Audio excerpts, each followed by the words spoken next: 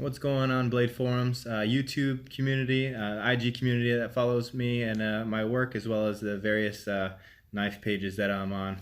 Today I'm bringing you back to do another unboxing video and initial impressions on a knife that I've been waiting for a little bit longer than they were initially pushed out from one of my new favorite companies and knife makers, Carothers Performance.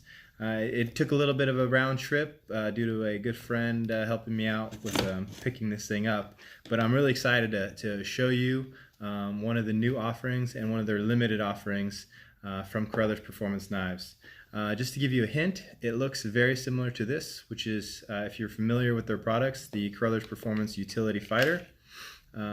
This is one of their very nice utility blades, just with a fighter grind. So you see the nice long swedge on the knife. It's got a nice sleek profile. Fits perfect. This one's set up for right hand vertical carry, but it also fits nicely in the pocket without the tech lock on it, as well as various other positions you can kind of mess with the tech lock. Anyways, I digress. What I really want you to see today is this unboxing of a limited offering that Nathan over at Carothers Performance pushed out a couple weeks ago, and so far I've seen, I think, 2 runs. I could be wrong, but so far there's only been a couple runs, and it's a very unique version of the utility fighter. So let's get to it. Again, this won't be the complete Carothers packaging, just because it made a little bit of a round trip and a short pit stop at a friend's place. But anyways, this is typical for the Carothers Performance packaging, a nice long, well-secured, well-taped box. Let's get right into it. I'm excited about this because, one, it's just a unique blade. It's something that isn't offered very often, and it's just flat out cool. So let's get this sucker opened. It's nice whenever you get a new knife. It's kind of like a little miniature Christmas for yourself. But having a well-packaged offering is always very nice. And I addressed it in my first video, as you saw when I opened the Behemoth from Carothers Performance. Anyways, so we open the box. Let's get into some bubble wrap here.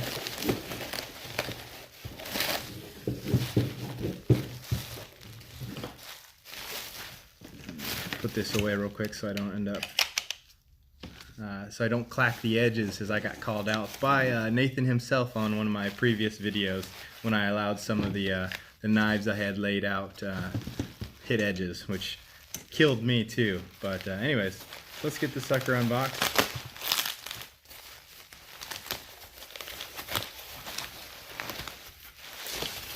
All right, now you see, coming from Carothers Performance, they offered this with the mashed cat sheath.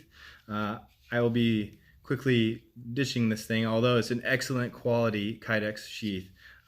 Awesome production. He has put a lot of thought and design into making sure there's a nice drainage hole at the bottom of the sheath. They're always perfectly formed and fit and very well put together and stout. But again, since I make my own, I will be making my own for this, and I'm still working over what I want to do. Have some cool ideas, but if you do have an idea, drop it in the comments, or what kind of sheath you want to see me make for this thing. Anyways, what we have here today is the Carothers Utility Fighter with a double edge grind, and that's just really awesome. It just provides a secondary edge on the backside, and it's also shaving sharp. You'll see right out the box, and I'll go over the details in a second, but both edges, both the primary bevel as well as the secondary bevel or the dagger bevel, they're both razor sharp. So one thing I already knew without even having to guess, I knew both sides were going to be shaving sharp right out the box. Which is fantastic, because sometimes companies will offer that secondary edge, that dagger grind, and it'll kind of be a false edge where it's kind of sharp, but it's just a dull edge rather. They don't finish it. But as you can see here, let me turn on a light. As you can see, it has a nice sharp bevel on it on both sides. Don't want to blind you out here. Some things to note too, also one thing that I picked on this is the titanium fasteners. You can choose the option to request titanium fasteners over their stainless steel, or excuse me, their aluminum fasteners. And I could be wrong there. Double check me on that one. Let me know. But I opted for the titanium fasteners and the edge cut antique micarta, which this is the buffed micarta. You can look at their website and also various other pages. I'll put some links in there as well to see the differences between buffed and unbuffed micarta.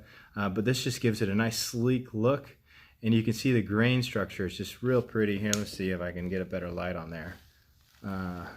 It's kind of bleeding it out there. But you can see the antique micarta. It comes in limited offerings, and it does add a surcharge to an upcharge to the blade.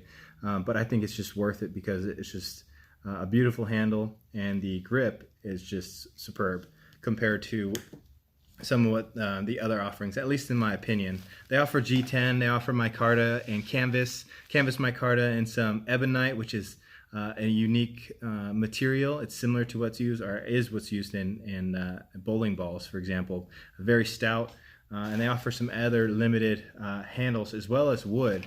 But my favorite, especially for a utility knife, is micarta. And I have some that are unbuffed as well. So just some other impressions. Overall, they're identical blades. All right. So you see side by side. They are the same profile. You just on the top edge, as you see, it's been ground down to just add that secondary bevel. Now, from other people that have already received theirs, it's been noted that these edge cut the double edge fighters have a little bit different profile to them. So if you buy a utility fighter sheath, it might, especially if it's leather, or even especially the Kydex ones, you can even see in the Kydex itself here that it won't fit perfectly. You can see on the top edge, this is the dagger grind. It's got that extra, or it's got a different bevel to it naturally. So it's not gonna fit snug and won't fit perfectly. So if you do have some extra utility fighter sheaths, just know that if you pick up a dagger grind, it's not going to fit. Good thing is, people like me offer them in leather, Kydex, and anything else you can come up with to challenge one of my designs. So again, overall impressions of this thing, it's just, it fits perfect. I know I have extra large hands here, but it fits perfect. Let's go over some of the specifics of it. Overall length is 10.8 inches. So for those people that like to use a blade for gutting deer, you could hunting seasons on us, as well as in the kitchen. Now, I wouldn't always recommend a dagger grind blade for kitchen work, because if you ever need to press down, this blade might not be the best for that.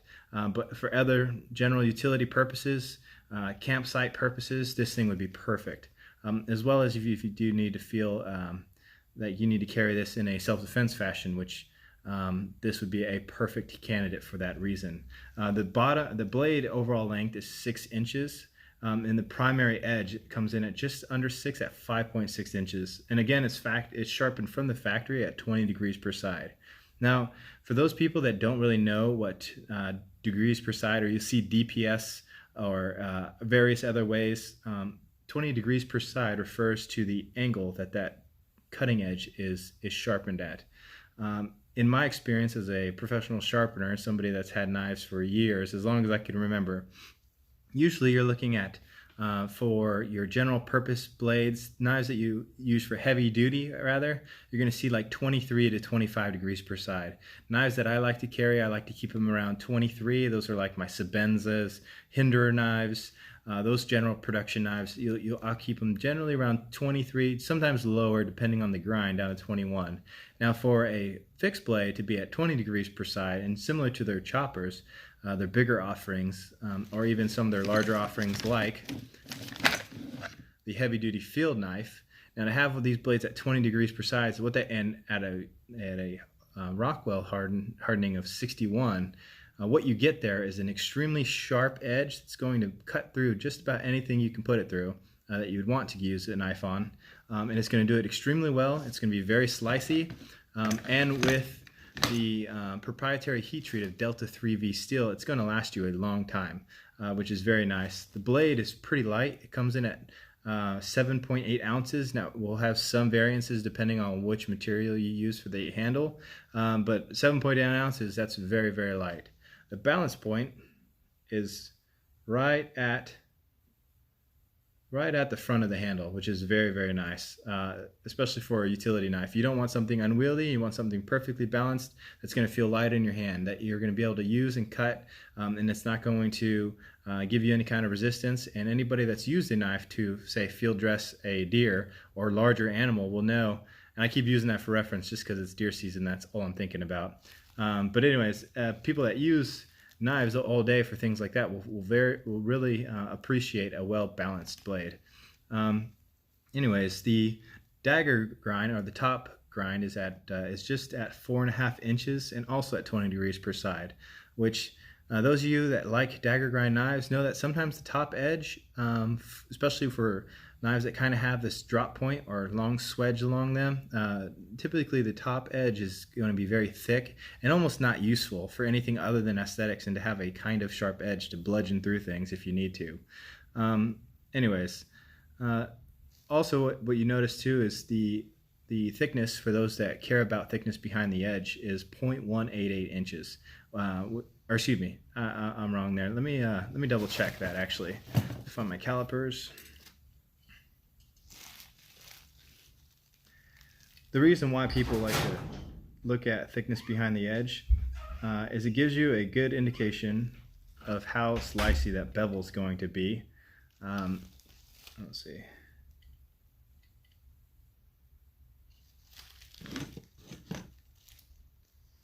Actually, it's coming in at about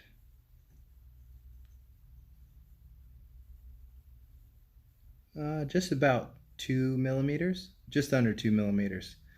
So it's a very thin, very slicey, very good general purpose blade.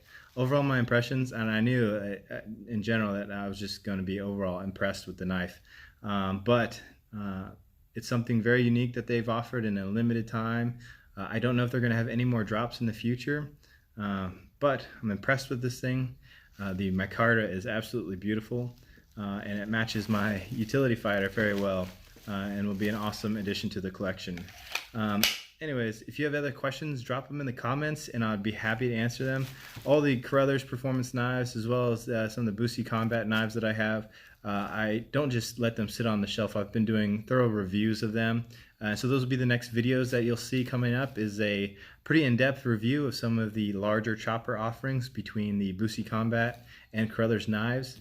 Also, I have some fun little a giveaway planned, which will be probably in the next video as well. So make sure you subscribe and tune in. And if you want to see anything else, please let me know.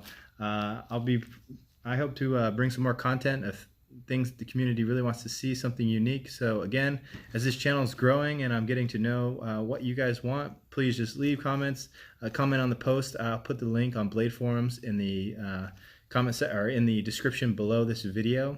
And have a great night. All right, take it easy.